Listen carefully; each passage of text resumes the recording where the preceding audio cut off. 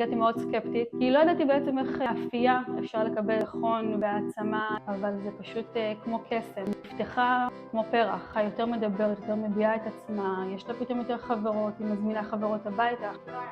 ממש לא. באמת זו מתנה לילדים. אמילי ממש כל שיעור הייתה חוזרת עם חוויה מטורפת, מחכה כבר לשבוע שלאחר מכן. פשוט לראות את הבת שלך שהיא פשוט נהנית מחוויה אמיתית, פחות מסכים ופחות משחקים, ובאמת משהו של עשייה והשאלה. וואו, האפייה גורמת לה ביטחון, פשוט מרגישה שהיא ממצאת עצמה. זה השפיע עליה שהיא הבינה שהיא כן יכולה לעשות לבד, כן יכולה להגשים את עצמה. פשוט עושה מה שהיא אוהבת, חזרה הביתה קורנת מאושר.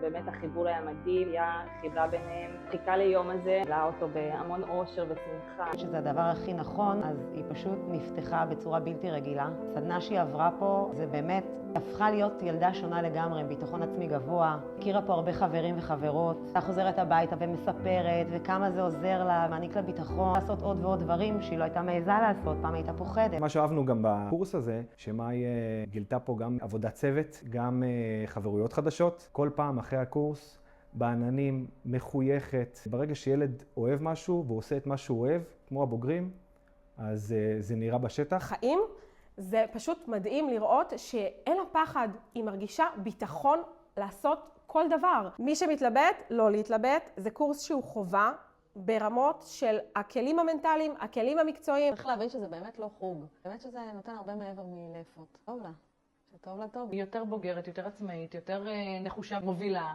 אין ספק. רכשה חברות, אתגרים לפני כן היה יותר תקשורת חברתית. אני חושבת שהיא קיבלה פה גם כלים לחיים, סיטואציות חברתיות, דברים שבאמת העצימו אותה מעבר לשיעורים הקולינריים. אין מה להתלבט בכלל.